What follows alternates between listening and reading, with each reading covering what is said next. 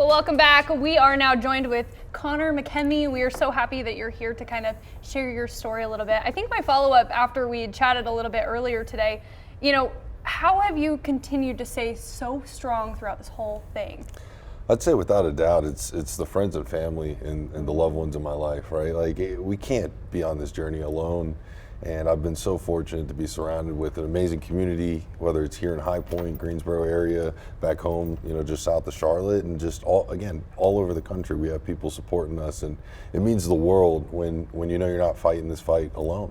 And I really admire the title of your book as well too. I'm a heavy book reader. I love books, so Life Ignited. Talk about just the journey writing the book and telling your story.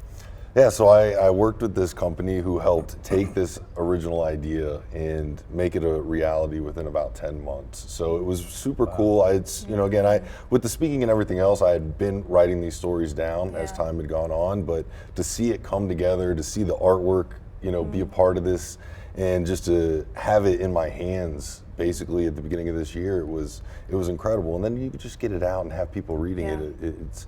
It's weird, you have people walk up to you like, "Hey, I've been reading your book," and I'm like, it's amazing.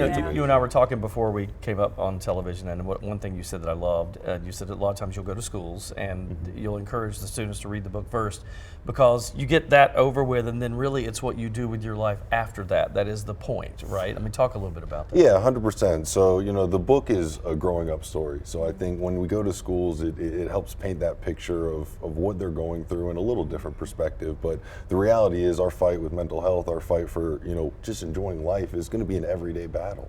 And so my main mission and our main mission at Mac Mentality is just to remind people, again, they're not alone in this fight, and life is worth fighting for every single day. And you're going to have good days, you're going to have bad days, but at the end of the day, when we're fighting together, when we're fighting for something bigger than ourselves, it makes all the difference. I love that. I think for anybody who is also watching this right now, if they're going through any mental health challenges, I guess what would be your advice for them? I mean, first and foremost, it's reaching out and again, finding the right resources. We try to be a resource for as many people as we can through our social media, through our links, and just having the conversation. But at the end of the day, it's just starting that conversation, right? It's just starting to understand that, look, maybe I'm battling, maybe I'm not the best version of myself. Let's surround myself with the right resources, the right people to help, get me to where I want to go. I'll put you on the spot real quick. We only have a few seconds left, but best comment someone has said to you after you've spoken. Is there something that stood out? Yeah, actually, no, seriously. After I did a speech at High Point University for the freshmen this year, and I had a young lady come up to me who had said, she had been struggling and had been having those conversations of, maybe I don't want to be here, and just that and knowing that, look, your speech made a difference and made me want to keep fighting. That's all we could ever ask for. That's right. Well, now I'm tearing up. Thank you very much for that. That's great, though. That's great. Thank you so much for joining us.